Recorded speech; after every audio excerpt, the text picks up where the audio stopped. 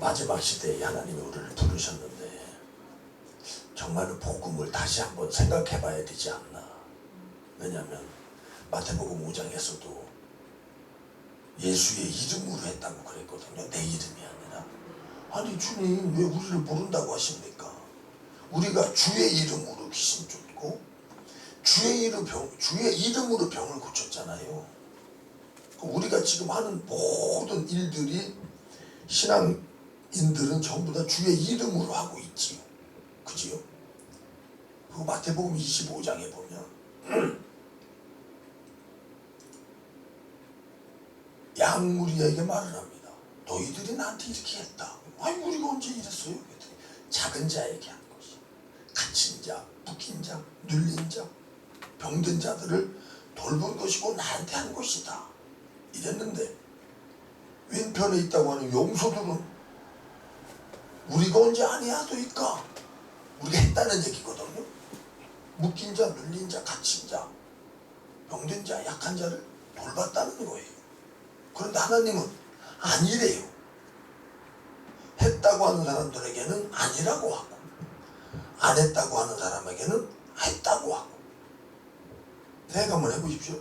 일주일에 2번씩 금식을 합니다. 사순절을 지키고 고난주간을 지키고 부활절을 지키고 예수님 탄생을 지키고 나름대로 11조 헌금하고 감사헌금하고 건축헌금하고 열심히 신앙생활하는 사람이 하나님 앞에 나왔고, 어떤 세대는 그런 것도 못하는 세대가 죄가 하도 많아서 하늘으로 쳐다볼 수도 없는 사람이 왔는데, 하나님은 그렇게 헌신 많이 하고 봉사 많이 하고 11조 많이 한 사람은 너는 죄인, 죄가 하도 많아가지고 그것을 감히 부끄러워서 하나님을 쳐다도 못 보는 사람은 너는 의인, 이랬단 말이지. 그러면 오늘날 우리 대한민국 교회들이 정말로 절기 잘 지키고 11조 감사헌금, 구제, 선교, 부흥회, 전도, 이런 필리핀 쪽에 특히 한국 성도들이 나가서 그냥 해외 나갈 때마다 전부 다 바리바리 싸들고 나가서 영육간의 모든 걸 다 주지 않습니까? 그런데 우리 주님이 왜 그렇게 잘하는 사람들은 인정을 안 했으며 하지 못하는 자들을 인정을 했을까? 그렇게 하는 사람들에게 찾아와서 우리 주님이 야, 너희는 지금 독사의 새끼들이야. 회개하라. 이렇게 복음을 전한다면 나부터도 그 복음을 받아들일 수 있을까요? 아니 내가 부흥사로서 교회 담임 목사로서 이렇게 내가 거룩을 추구하고 있고 내가 하는 모든 일이 나를 위함이 아니라 예수의 이름으로 일을 하고 있거늘 어떤 선지자가 와서 목사라고 하는 이가 와서 그렇게 말한다면 과연 그것을 받아들일 수 있겠는가? 대한민국 교회에게 저는 나 자신에게도 다시 한번 묻고 싶습니다. 하나님께서는 이 땅에 오셨습니다. 그런데 죄인 되었을 때에 우리를 사랑했답니다. 왜냐하면 그 사랑을, 그 깊이를, 그 넓이를, 그 무한한 사랑을 확증 알게 하고 깨닫게 하기 위하여 오셨답니다. 정말 이 사랑을 확증받고 그 넓이와 깊이의 그 무한한 사랑을 알고 깨달으려면 어떻게 해야 될 것인가, 무엇을 알아야 될 것인가를 설명 한번 해보겠습니다. 예수님께서 이 땅에 오신 이유와 목적은 딱 하나입니다.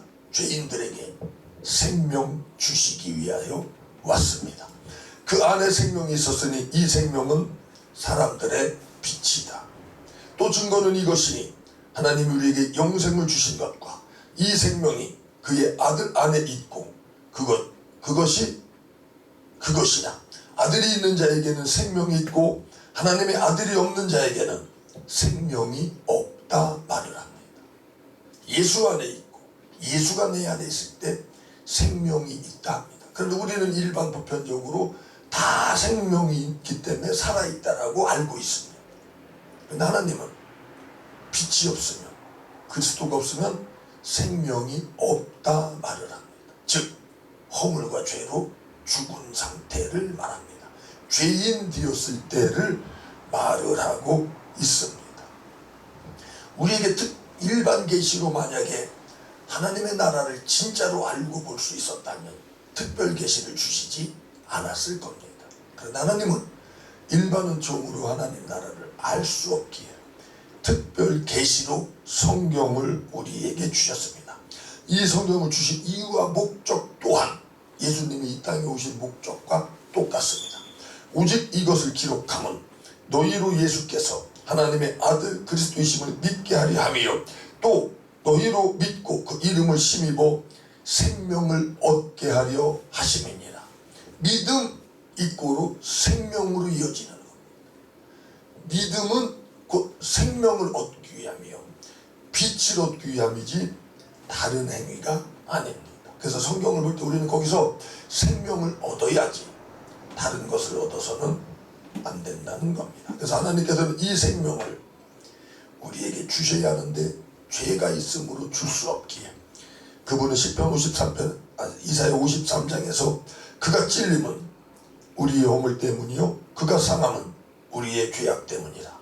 그가 징계를 받음으로 우리는 평화를 누리고 그가 채찍에 맞음으로 우리가 나음을 입었도다. 우리에게 생명을 믿음을 선물로 주시기 이전에 먼저 죄의 문제를 해결하러 오셨습니다. 그래서 정말로 그리스도 예수를 믿는 자들은 정말로 그분 안에서 모든 것이 해결됐고 회복됐음을 믿는 신앙인으로 살아가는 겁니다. 해결받기 위한 신앙이 아니라 이미 해결해 놓은 것을 믿고 믿음으로 그것을 발휘했을 때 생명의 빛이 우리의 삶 가운데서 드러나는 놀라운 축복이 있을 줄로 믿습니다. 해결해 주세요가 아니라 해결했음을 믿고 발을 내디뎠을 때 요단강에 갈라지듯이 우리는 믿음의 행함은 생명의 빛을 비치기 위함입니다. 그래서 정말로 하나님의 그 큰 사랑을 알기 위해서는 구원받고 난 이후에 진짜 죄를 알고 깨닫지 구원받기 이전에는 정말로 죄를 알 수도 없고 깨달을 수도 없습니다.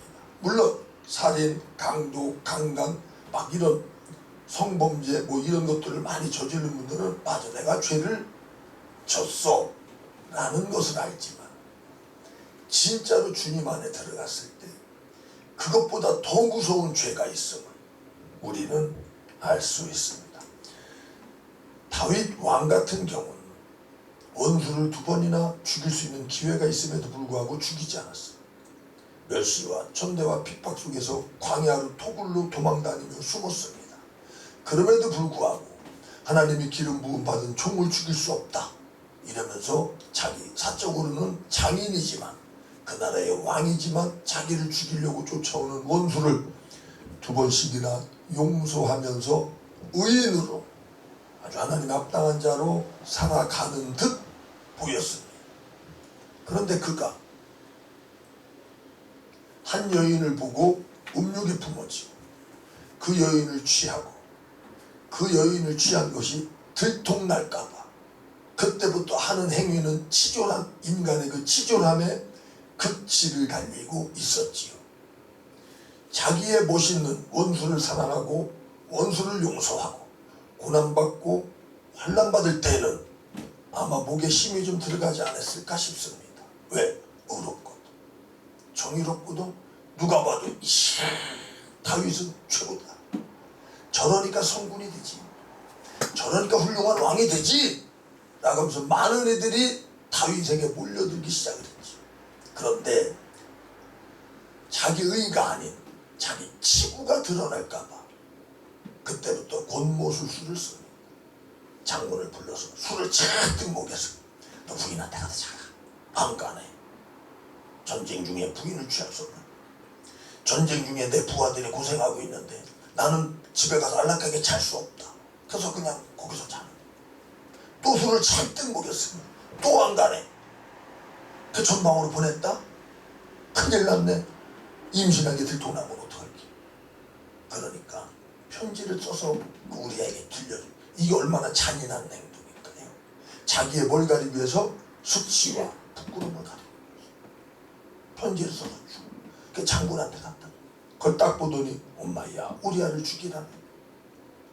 그래가지고 자연스럽게 암묵적으로 너 천전망으로 나가라. 죽였어. 누가 봐도 합법적인 거예요. 나라 민족을 위해서 죽인 충신. 그런데 그 뒤에는 거짓, 술수, 권모술수가 인간의 야비함이 인간의 치사하고 더러움이 들어가 있었지. 여러분들은 어떤 다윗을 더 좋아하십니까? 여러분들은 거기서 다윗이 정말 원수를 용서하면서 그렇게 의롭게 살 때에 하나님이 보이십니까? 아니면 다윗의 그 치졸하고 더럽고 왕으로서 성군으로서 지도자로서 할 수 없는 더러운 짓을 했을 때 하나님의 사랑이 더 보여지십니다.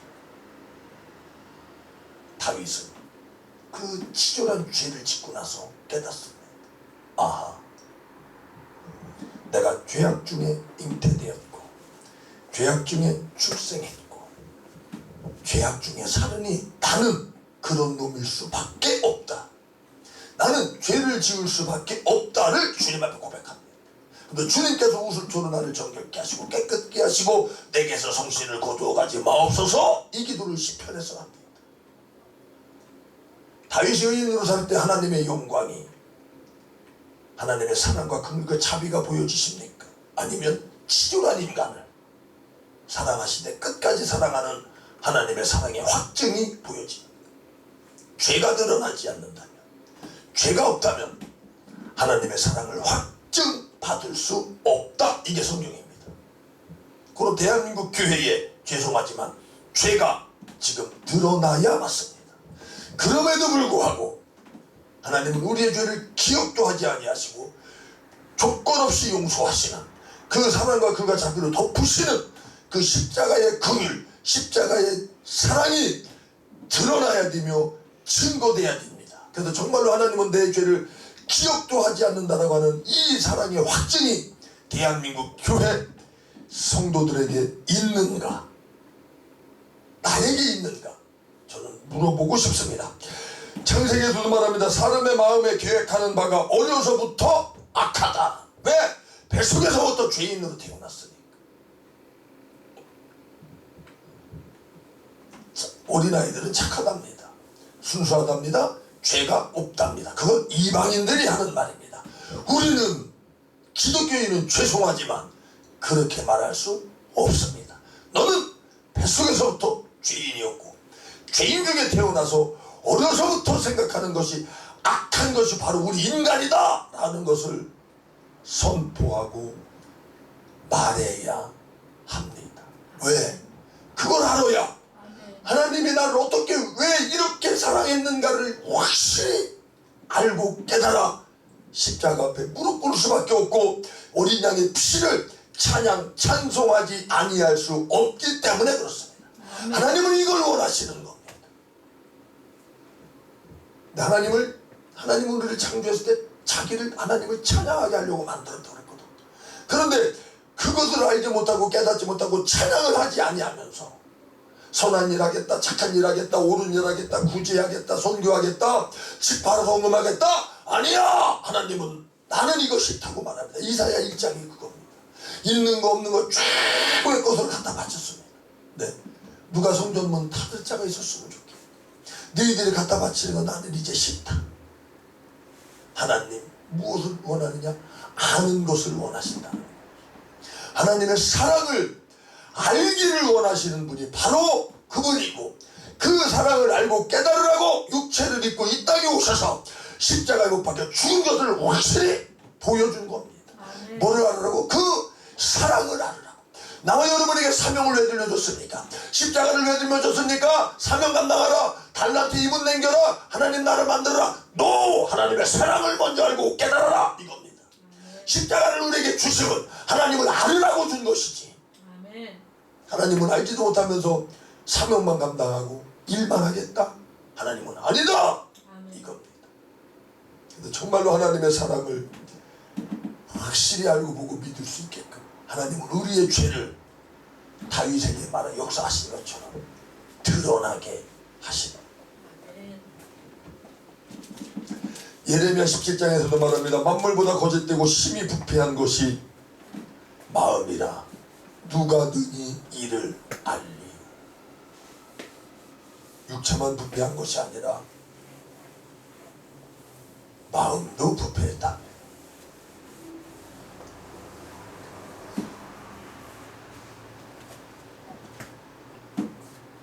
사도 바울은 율법 아래서 하나님의 율례법들을 철저히 지켰던 사람, 정말로 죄도 짓지 않았던 사람, 그래서 율법의 의로는 흠이 없었다라고 말을 합니다. 그런데 하나님을 만나고 나니까 그것을 배설물로 여긴다니 희한하지 않습니까? 말씀 안에서 말씀을 지켜서 의롭게 사는 것이 우리 기독교인 아닌가요? 흠이 없게 살려고 몸부림치는 게 우리가 아니던가요? 그런데 왜 그는 배설물로 여겼을까요? 그리스도 예수라는 것이 가장 고상하다고 하면서 이 모든 것을 배설물로 버렸어요. 그런데 그분은 율법 아래 있었을 때에는 흠이 없는 자로 드러났지만 은혜 아래 성령의 법, 믿음의 법, 예수님의 십자가 은혜의 안에 들어가니까 자기가 죄의 괴수 중에 괴수임을 알고 깨달았습니다. 그전에는 몰랐어요. 근데 예수 안에 주님을 만나니까 내가 이 땅에서 최고 죄인 중에 최고 죄인, 최고 악한 놈 중에 더 악한 놈, 괴물 중에 더 괴물임을 사도 바울은 주님 앞에 고백합니다. 마지막 시대의 성도들, 우리들도 하나님 앞에 이 고백이 터져 나와야 되지 않겠습니까? 누가복음 7장 47절의 이 말씀이 있습니다. 내가 내게 이르노니 그의 많은 죄가 사하여졌도다. 이는 그의 사랑함이 많음이라. 사함받은 일이 적은 자는 적게 사랑하느니라. 죄를 적게 사함받은 자는 적게 사랑하고 죄를 많이 사함받은 자는 많이 사랑한다라고 합니다. 사도 바울은 그러면 괴수 중에 괴수라는 걸 알았으니까 하나님을 얼마만큼 사랑할 수 있었을까요? 최고로 사랑할 수 있었어요. 왜? 자기 죄를 크게 깨달았고 최고 큰 죄인이 자기임을 알았기에 하나님을 최고로 사랑할 수 있었던 겁니다. 이 누가복음 7장이 어떤 말씀이냐면 예수님이 바리새인의 집에 들어갔을 때 그는 바리새인을 물도 주지 않고 영접지 않았답니다. 그런데 한 여인이 향유옥합을 와서 깨트리면서 예수님의 발을 씻기는 대목입니다. 그때는 그 바리새인이 속으로 생각하기를 아니 저건 진짜 선지자라면 저 여자가 죄인인데 죄인의 선교를 받으면 안 되거든. 근데 그걸 봤네. 이상하네. 그 마음을 아시고 야 어떤 사람에게 500데나리온 빚을 지고 어떤 사람은 50데나리온 빚을 졌어. 근데 그것을 탕감해줬다. 누가 더 그를 사랑하겠느냐? 그거 왜 많이 탕감받은 사람이죠? 그래 바요나 시모나 내 말이 옳도다. 이 여인의 많은 죄가 사하여졌도다. 내 죄가 최고 큰 죄임을 알고 깨달았을 때 하나님의 큰 사랑을 확증할 수 있고 내가 주님을 사랑합니다 고백할 수 있는 이것을 알지 못하면서 주님을 사랑한다라고 하는 것은 있을 수 없습니다. 로마서 5장 20절에서도 그러나 죄가 더한 곳에 은혜가 더욱 넘쳤다 말합니다. 정말로 은혜 안에서 지금 살고 있다면 나는 죄인 괴수 중에 괴수였음을 알아야 하는 겁니다. 아멘. 죄가 없으면 은혜도 없는 겁니다. 죄가 있는 곳에 은혜가 아니면 아닙니다. 예수의 피의 능력이 그 정도밖에 되지 않을까. 예수의 피의 능력은 죄인에게 필요한 것이지 의인에게 필요한 것이 아닙니다. 죄인 되었을 때에 죄인이기에 우리의 죄를 확증했고 그것을 알았습니다. 근데 많은 분들이 마지막 시대에 깨어 있어야 된다라고 말을 합니다. 그런데 여기 성경 누가복음 12장에는 이상한 말씀이 있습니다. 저부터도 하나님을 잘 섬기라고 가르치는 목사입니다. 12장 35절 이하를 제가 읽어드리겠습니다. 하겠습니다. 허리에 띠를 띠고 등불을 켜고 서 있으라. 서 있으래요. 너희는 마치 그 주인이 혼인집에서 들어와 문을 두드리면 곧 열어주려고 기다리는 사람과 같이 되라. 주인이 와서 깨어 있는 것을 보면 그 종들은 복이 있으리로다. 내가 진실로 너희에게 이르노니 주인이 띠를 띠고 그 종들을 자리에 앉히고 나와 수정들리라. 주인이 혹 이경에 혹 삼경에 이르러서 종들이 그같이 하는 것을 보면 그 종들은 복이 있으리로다. 생각을 해보시죠. 입장을 바꿔놓고 생각해봐. 여기 두 분이 주인이요. 종한테 야, 나 나갔다 올 테니까 너 깨어있어라. 내가 언제든지 오면 문 열어줘야 된다. 예, 알겠습니다. 주인님 다녀오십시오. 나갔어. 그죠? 딱 왔는데 이런데 청소도 안 해놓고 정리도 안 해놓고 이놈이 아무것도 안 하고 저 문 앞에서 주인 오기만 기다리고 가만히 있다 문을 딱 열어줬네. 그 주인이 딱 들어오게 교회가 개판이요. 이게 종이 할 일입니까 이게? 그런데 여기는 왜 이렇게 해놨을까요? 그러고 종이 집에 있다가 주인이 들으면 종이 주인을 섬겨야 되는 거예요. 주인이 종을 섬겨야 돼요. 종이 주인을 섬겨야 돼요. 그런데 여기 주인이 생긴답니다. 주인이 띠를 띠고 그 종들을 자리에 앉히고 나와 수종들리라. 거꾸로 됐지. 죄송합니다. 인자에 온 것은 섬김받으러 왔다 섬기러 왔다? 섬기러 오신다. 내가 그분을 섬긴다? 또 그분이 나를 섬긴다. 예수님께서 허리에 띠를 띠고 앉아서 제자들의 발을 씻긴 대목이 바로 이 대목입니다. 베드로가 말합니다. 아닙니다 주님, 나를 씻지 마십시오. 그랬더니 뭐라고 그랬습니까? 내가 너를 씻지 아니하면 너는 나와 상관이 없다. 지옥 백성. 우리는 이런 얘기 해도 되나 모르겠네. 우리는 태어날 때 죄를 갖고 오지요. 그러면 너희가 하나님의 피로 값주고 산 하나님의 성전이지 넌 알지 못하느냐? 너희는 이제 너희 자신 것이 아니다. 그래서 우리는 100% 전부 다 누구 거예요? 주님 거. 그지요? 그럼 우리는 내 소유를 버려야 된다. 내 자아를 버려야 된다. 막 이렇게 말하는데 내게 있어야 버리지. 내게 하나도 없는데?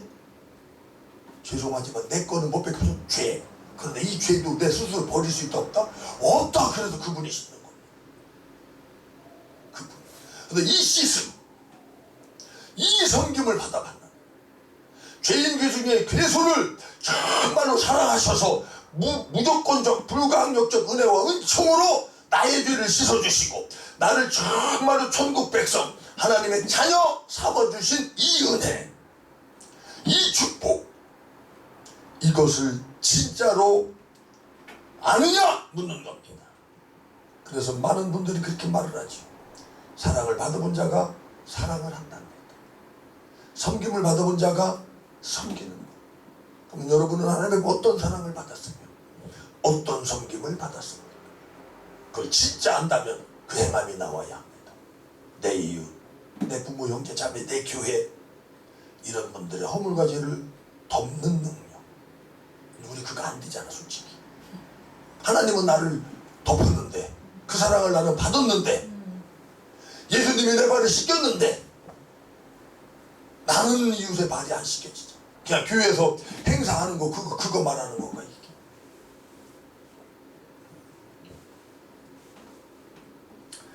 예수님이 너무 오래 만들지 십자가에 죽으신 이유와 목적. 예수님은 2000년 전에 우리의 죄를 다 씻으시고 하늘 보좌에 올라앉으셔서 우리에게 지금 명령을 하는 분일까요? 그렇지 않습니다. 대단히 5장 10절에 예수께서 우리를 위하여 죽으사 우리로 하여금 깨어있든지 자기와 함께 살게 하려 하셨느니라. 아멘. 예수님이 십자가에 못 박혀 죽으신 이유와 목적, 우리를 부려먹기 위함이다? 아니, 함께 살기 위함이라는 사실입니다. 대한민국 교회가 지금 주님과 함께 살려고 몸부림, 교회라 하면 성도들을 말하니까 우리를 하고 있는가? 고린도후서 5장 15절에도 그가 모든 사람을 대신하여 죽으심은 살아있는 자들로 하여금 다시는 그들 자신을 위하여 살지 않고 오직 그들을 대신하여 죽었다가 다시 살아나신 이를 위하여 살게 하려 하심이니라. 십자가에 못 박혀 죽으신 이유와 목적, 나를 위해서 살지 말고 누구를 위해서 살자? 주를 위한 삶입니다. 아까 주여 주여 하는 자마다 천국 못 간다고 했을 때도 우리가 내 이름으로 했다, 아니 주의 이름으로 했다고 했다니까 답답한 거지. 자, 그러면 주를 위하여 산다. 한번 전에 진짜 이거 묻고 싶습니다.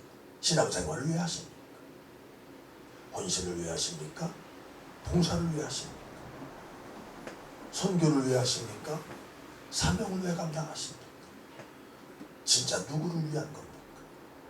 나 아닌가요? 나. 하늘의 상급을 누구를 위하여 여러분은 받으려고 헌신하고 봉사하십니까? 나를 위해 받으려고 하지 않습니까? 우리 대한민국 교회는 여기서 한 걸음 더 나가야 되지 않겠나? 나를 위한 구원, 나를 위한 행복, 나를 위한 거룩, 나를 위한 헌신, 나를 위한 봉사, 나를 위한 하늘의 상급이 아니라 주님의 사랑을 알고 깨달았기, 내가 어떠한 처지에서 구원받았음을 알고 깨달았기, 이제는 전부 다 하늘의 상급도 누구를 위하여 받는다? 주를 위하여, 내 사랑하는 이를 위하여 받는다. 나를 위해서나. 내가 부부지간에도 이제 내가 왜 여기서 방을 청소합니까? 내 부인을 사랑해서. 부인이 방 청소를 왜 해요? 나를 위해서, 나 깨끗한 데 살려고. 아니, 내 남편을 위해서, 내 자식을 위해서. 내가 구원을 왜 받아야 돼요? 주님 때문에. 내가 왜 물과 성령을 거듭나야 돼? 주님 때문에. 왜? 그 사랑을 알기에, 그분이 원하기에, 그분이 요구하기에 우리는 이제는 자든지 깨든지 먹든지 마시든지 앉든지 서든지 전부 다 하나님의 영광을 위하여 해야 합니다. 나를 위한 신앙이 아닌 주를 위한 신앙, 주를 위한 청결. 아버지 이름이 거룩히 여김을 받게 하기 위해서 내가 거룩해져야 되는 겁니다. 아버지의 영광이 반드시 드러나야 되기 때문에 나는 아버지의 영광을 받아야 되고 빛을 받아야 빛이 나가는 겁니다. 누구를 위하여? 나를 위하여? 아니, 아버지를 위하여. 나를 위한 삶이 아닌 주를 위한 삶, 십자가를 지고 주님을 따라가면서 정말로 왜 하나님은 우리에게 구원이 필요한가? 왜 하나님은 우리가 물과 성령으로 거듭나야만 하는가? 왜 이 땅은 안 되고 새하늘 새 땅이어야만 꼭 되는가를 알고 깨달아 가는 것이 십자가의 길입니다. 아멘. 그래서 정말로 주님을 위하여 삶을 살아가는 놀라운 축복이 있어야 할 줄로 믿습니다. 침례, 요한의 침례를 물침례라고 합니다. 그 침례를 예수님이 받으셨지요. 그리고 물에서 나오면서 비둘기 같은 성령 침례를 받습니다. 마가복음 10장에서 또 말합니다. 제자들이 찾아와서 하나님 나라 회복되면 하나는 좌편에 하나는 우편에 앉게 해주세요 라고 말씀했을 때 우리 주님이 말합니다. 너희가 나의 받을 침례를 받을 수 있겠느냐? 나의 마시려는 잔을 마실 수 있겠느냐? 무슨 이 세상에서 기독교인이라면 물침례를 안 받는 분들은 없습니다. 다 받습니다.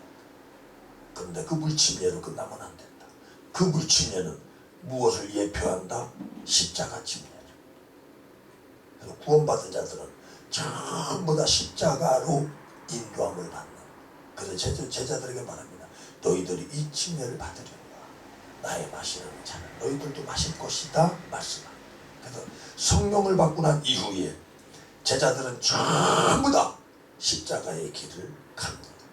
젊어서는 베드로에게 말합니다. 영국에서 젊어서는 네가 네 멋대로 다닌다는 거야. 그러나 내가 이제 띠를 띄어서 너를 네가 뭐 하는 대로 원치 않는 대로 인도한다. 내가 원하는 대로 가는 것이 아니라, 내가 원하는 대로 신앙생활 되는 것이 아니라, 내가 원하는 대로 목회가 잘 되는 게 아니라 우리가 원하지 않는 곳 십자가라. 그래서 베드로는 십자가에 거꾸로 매달아 죽었다라고 하는 전설이 있습니다. 정말 우리는 전부 다 십자가 아래로 인도함 받고 거기에서 무릎 꿇고 어린 양의 피를 찬송해야 할 줄로 믿습니다. 올해도 많은 교회들은 또 우리 단체들도 마찬가지지. 직분과 직책을 받습니다. 그래서 오늘 읽은 본문에서도 하나님의 사랑을 확증받은 자들은, 의롭다 취함을 받은 자들은 뭐가 되느냐면 하나님과 화목하게 되었으니 화목하게 된 자로서 더욱 그의 살아나심으로 말미암아 구원을 받게 됩니다. 하나님과 화목하게 됐죠. 우리가 십자가로 그렇게 됐는데 화목하게 된 자로서, 나는 이미 화목하게 된 자다 안 된 자다? 된 자다 이거죠. 그럼 어디에 가든지 무엇을 하든지 분쟁, 싸움, 다툼, 시기 질투가 아닌 화목해 된 자는 각 다른 데마다 뭘 해야 돼? 화목, 화평, 평강. 다른 말로 하나님 나라, 샬롬, 평강의 왕, 솔로몬이 만든 나라가 우리 예당교회에서, 우리 느부에서 일어나고 나타나는 놀라운 축복이 있어야 할 줄로 믿습니다. 10부터